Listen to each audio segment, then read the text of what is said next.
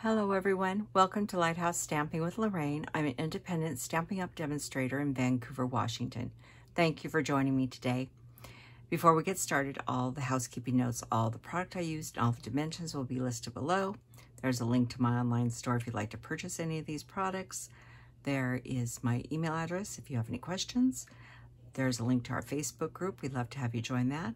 And finally, remember to like, share, and subscribe and help me grow in YouTube world.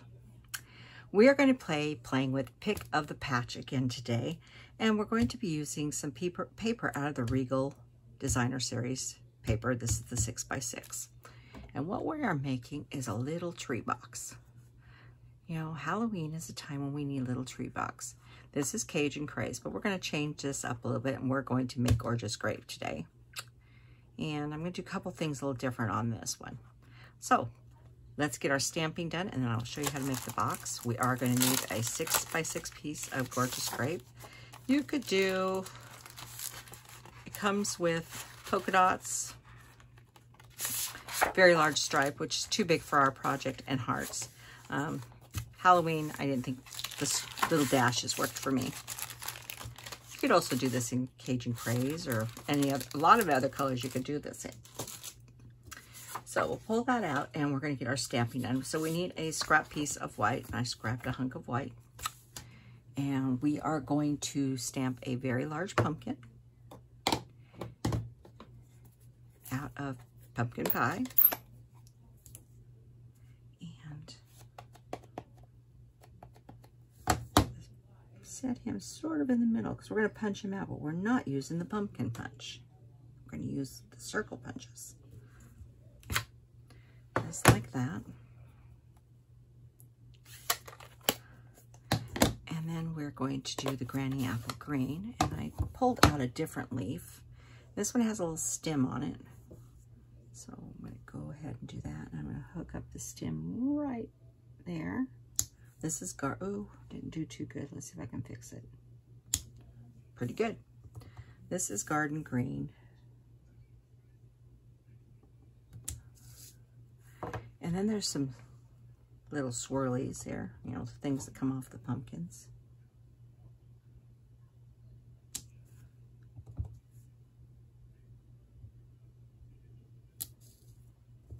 So I thought I'd put a few. I like them. Just like that. There's one more thing to stamp over this. And I'm going to close up my other ink. I do have a fan going, which is helping. But make sure that your ink is well dry, especially this pumpkin, because I want to stamp over it. Take the heat gun to it. I don't have mine out right now, but make sure it's good and dry before you stamp Happy Halloween. And I'm going to go off at an angle. Like I said, we're keeping this simple. This is a treat box. So that's all the stamping for the treat box. Then we're going to punch this out, and this is the 1 3/4 inch circle punch. And I know I'm not going to get all the greenery. I'm concentrating on the pumpkin more than the greenery. So I'm going to go about like that. I know the greenery is going to get chopped off, but that's okay. There's lots of greenery around the top of a pumpkin. And then I need a piece of black. And this is the 2-inch circle punch. And you could use your deckled circles and stylish circles and stuff to do this. But I just was keeping it simple. Because if you want to mass produce this, you want something simple. And punches do make that life pretty good. And then I'm going to go ahead and just mount that on that piece of black.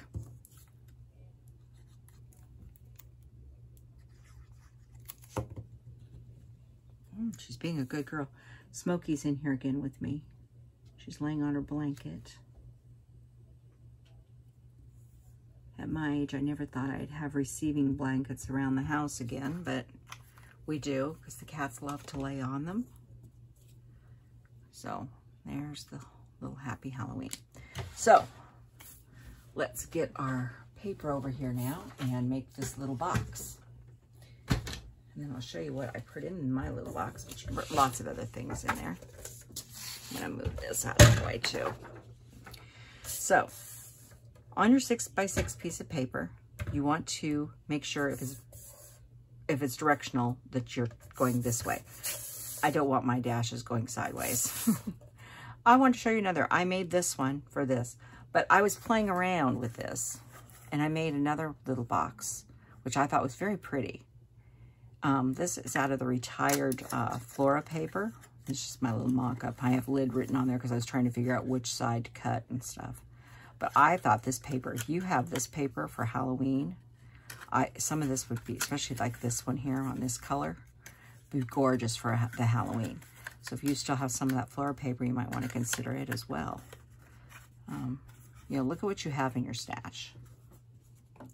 So I'll probably keep him because I think he's cute. So the top 6-inch side, they're both 6, this is the top. We're going to score at 1 3/8.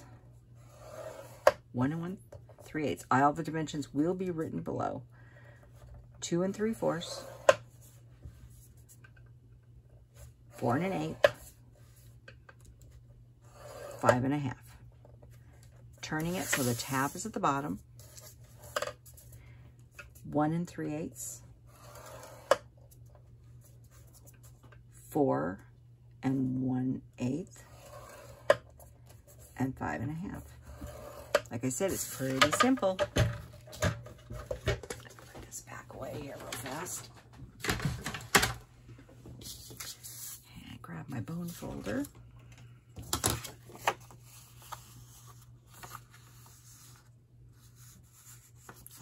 So this is the top of my box. I can tell that because I have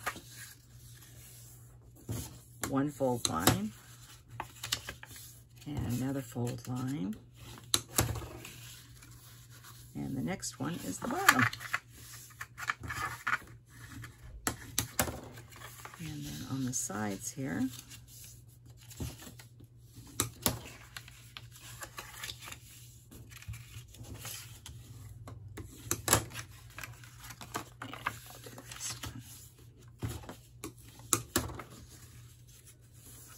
okay. Now I'm going to draw, I think, the one with the 1/2 inch and then the 3/8 here, 1 3/8. That's the top of your box. This is the side with the long piece.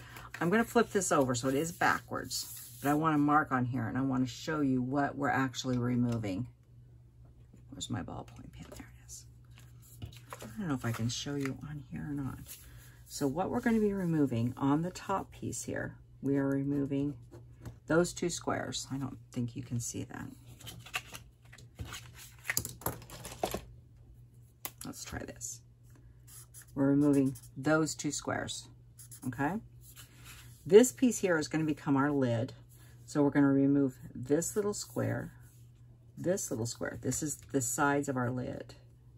And these 2 squares we're going to remove. So once I cut this, it'll make sense. And then this small piece will be removed. So let me just cut this so it'll make more sense once I cut it. So I'm going to start at the bottom.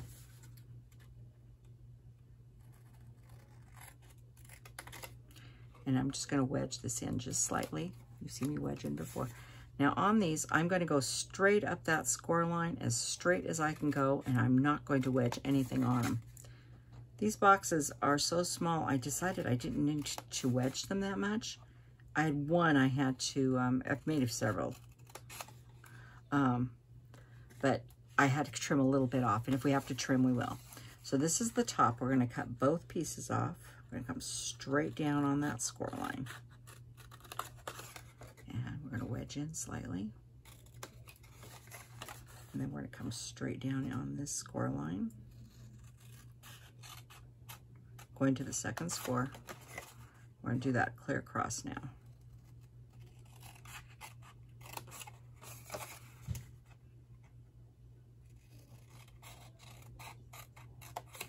Okay, so I said we had to remove this one. You could just cut at the score line, but I wanted it a little bit shorter, so I just went down one little row of ticks. So it's about, just taking off about a 1/4 inch more. Same with this one. We're going to cut off, not at the score line, but just about a 1/4 inch below. This is the one here where I marked both pieces. We're cutting that whole thing off right at that second score line. I'm going to put this down so you can see it. So this is what we have so far. You have up, down, up, lid. Now, these two pieces are going to fold in. So you need to take off a hair. And I mean, just, when you miter, I mean, we are talking a hair. You see it there, it's very tiny. You don't need to take off much. If we need to take off more later, we will, because this is going to be the mechanism that holds your box closed. And you don't want it to be loose. You can always make it smaller. You can't make it bigger. And we're not going to trim anything on this lid part until we've got it assembled. So first I'm going to use some tear and tape.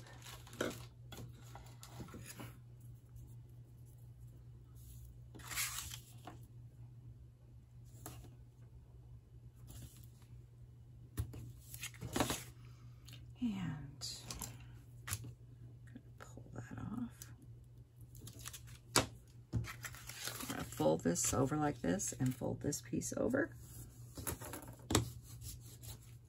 So we know this is the back of our top of our box. These lids will close in and that will close in like that. So this is the front. I'm going to pull that one forward because I don't want that one to get, I want it to be the last one so there's no seam on the front. So I'm going to push in one side there. And you could use tape or whatever you want. I'm just going to put a little glue here. Put the other side in, and I'm trying to get everybody as square as possible. It's easy to do because it's not that big. This is the back piece. And this is the front that's going to go over with a little bit of glue.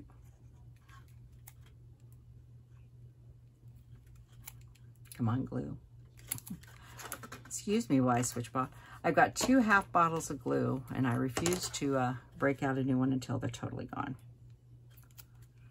But I may have to. Soon. Okay, now we are off a little bit on this one. And I'll show you what to do in a minute if you are. I'm going to take this and just turn this over and push down on that little box there on the bottom. Make sure it's stuck. Now I did go over just a hair right there on either side. If you do, you just take your scissors. I did several boxes where I was right on and I did not have to trim anything. So you may not have to. So I wait until, let's see, this one I did not have to trim anything. Okay. Now you do need a little thumb hole in here so it's easier for people to, yes, smoky. So this is my little 1/2 inch punch. You can use whatever kind of punch you have. I'm just going to make a little thumb hole. Now we need to make sure this is going to close right. But before I do all the closing part, I want to put my treats in so I don't have to open and close it too many times. And these are Reese's peanut butter cups, the minis. And you lay them flat. Actually, lay them the other way, you could probably get more in. But it will hold 4 of these. It'll hold lots of other things. There's plenty of room. We're going to close that over. And then we're going to take our lid and gently... Okay, our lid is still a little too wide. So on this piece here, I mean, take a small smidge off either side. You can always add more. It's easier to adjust these as you're going. And then it won't be popping open on you. So it holds a lot. Now, I didn't tell you the overall size of this box. It is 1 3/8 by 1 3/8 by 2 3/4. So like I said, it's not a big box, just a little one. And then I decided I wanted some ribbon on this, and so I went with the gingham ribbon, which I love. And I'm just going to wrap it up here. Make sure I have enough to tie a nice size bow. Actually, I may just leave it on there. I'm not sure.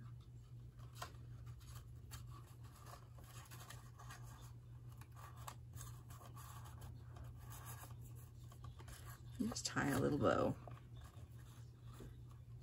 If you're giving these to children, use a glue dot on the bottom of the bow so that the glue dot will hold the ribbon onto the box and you don't have loose ribbon all over your house. Wonder how I know that. And then we'll just snip those up real fast. Now we just have to put the rest of our decoration on. And I'm going to put that on with a couple dimensionals. Like I said, you can mass produce these really fast. A couple dimensionals right in the center, like that. And there is the Halloween tree box. What you doing, Smokey? You gonna come up here? I guess not. She's everywhere she's not supposed to be. She's on the other desk. So this is the treat box. This is the first one I made. Like I said, make different colors. You can do all kinds of colors for Halloween. But they make a good treat box. They, like I said, there's nothing in this one now. But they hold quite a bit. You could actually hold, it holds Carmex. It holds different kinds of lip balms. It's a nice little size for a treat. So thank you for joining me, and everybody have a wonderful weekend, and I will see you next week. I don't even know what I'm making next week. Anybody have any ideas that they'd like to see? If you do, drop me an email and I will take that into consideration, especially if I have the stamp set you want to see. So let me know. Thanks. Bye-bye.